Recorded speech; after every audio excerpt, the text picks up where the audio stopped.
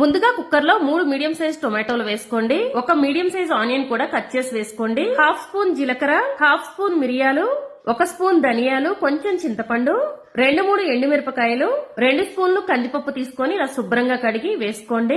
ఇప్పుడు ఒక half glass వరకు వాటర్ వేసుకొని కుక్కర్ మూత పెట్టి విజిల్ పెట్టి 2-3 విజిల్స్ వచ్చే వరకు ఉడికించుకోండి. ఇక్కడ మా ఆంటీ వాళ్ళు ఒకళ్ళు క్యాటరింగ్ చేస్తారండి. వాళ్ళు ఇదే స్టైల్లో రసం చేస్తారు, చాలా బాగుంటుంది.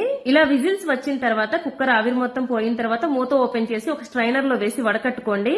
చల్లారిన తర్వాత మిక్సీ జార్ లో వేసుకొని టొమాటోకి ఇలా పైనున్న పొట్టు తీసేయండి. ఇలా మిగిలిన టొమాటోలకు కూడా తీసేసి మెత్తగా గ్రైండ్ చేసుకోండి.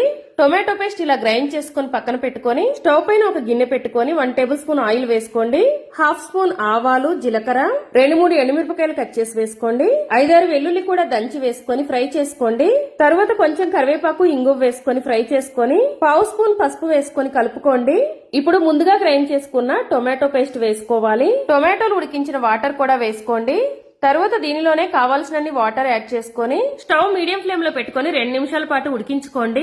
ఇలా 2 నిమిషాల పాటు ఉడికించుకున్న తర్వాత దీనిలో కొంచెం బెల్లం, కొంచెం కొత్తిమీర కూడా వేసుకొని మరొక 2 నిమిషాల పాటు ఉడికించుకొని స్టవ్ ఆఫ్ చేసుకోండి. క్యాటరింగ్ స్టైల్ టొమాటో రసం రెడీ. ఫ్రెండ్స్, వీడియో నచ్చితే ఫాలో చేయండి. Thank you for watching.